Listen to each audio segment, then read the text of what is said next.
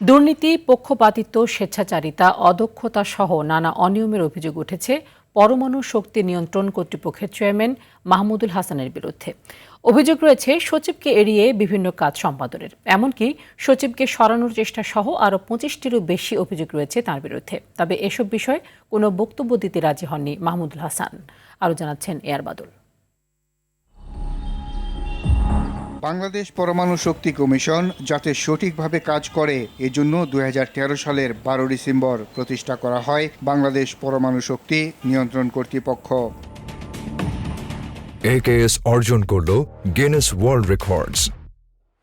AKS অবসরে যাওয়ার পরেও পরমাণু শক্তি নিয়ন্ত্রণ কর্তৃপক্ষের চেয়ারম্যান হিসেবে নিয়োগ দেওয়া হয় মাহমুদুল হাসানকে। ২০২৪ সালে নিয়োগ পাওয়ার পরেই টেন্ডার ছাড়াই তিনি ২৫ লাখ টাকায় নিজের রুম ডেকোরেশন করান, আর সেই আবর্জনা সরান ১৬,০০০ টাকায়। মাহমুদুল হাসান অভিযোগের বিষয়টি স্বীকার করে বলেন, কিন্তু টেন্ডার ছাড়া এই কাজটা হয়েছে এবং টাকা ২৫ লাখ, এটা ঠিক আছে তো? মানে আমার কোন অংশটা? টাকা ১৬ লাখ। ১৬ লাখ।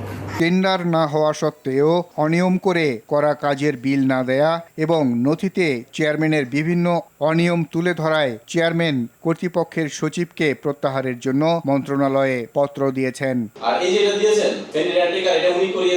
অভিযোগ রয়েছে পরমাণু শক্তি নিয়ন্ত্রণ কর্তৃপক্ষে সচিব প্রয়োজন নেই এমন ঘোষণা দিয়ে চেয়ারম্যান নিজেই আইন লঙ্ঘন করে সচিবকে বাদ দিয়েই সকল নথি নিষ্পত্তি করছেন।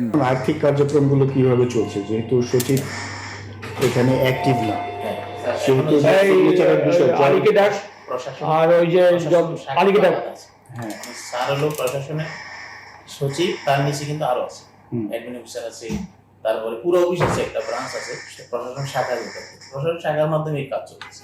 ভাড়ায় ব্যবহৃত ৩টি কোস্টারের বদলে ৬টি মাইক্রোবাস কিনলে বছরে ১৪ লাখের উপরে টাকা বাঁচবে। এ বিষয়ে ডি নথিকে পেন্ডিং রেখেই পাশ কাটিয়ে চেয়ারম্যান মাহমুদুল হাসান টাকা সাশ্রয় হবে জেনেও বেশি টাকার কোস্টার ভাড়ার মেয়াদ বাড়িয়েছেন হার্ড নথি তৈরি করে। অভিযোগগুলোর বিষয়ে বাংলাদেশ পরমাণু শক্তি নিয়ন্ত্রণ কর্তৃপক্ষের অফিসে গেলে কর্তৃপক্ষের সচিবকে নিয়ে তিনি নেতিবাচক মন্তব্য করেন। এই মালওয়ানের এত সাহস দিন হয়ে যাচ্ছে, যেখানে যাচ্ছে সেখানে চুক্তিকালাপ করছে। এদিকে সংস্থার সচিব সঞ্জয় চক্রবর্তী ক্যামেরার সামনে কথা না বললেও জানান, অভিযোগগুলো যেহেতু নথি দিয়ে চেয়ারম্যানের নিকট উপস্থাপন করা হয়েছে, তাহলে অভিযোগগুলো অবশ্যই সত্য।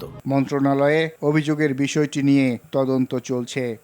তাকে আমরা এখন বলেছি মিনিস্ট্রিতে, তাকে তার কথা এগিয়ে। এ আর বাদল, RTV, ঢাকা।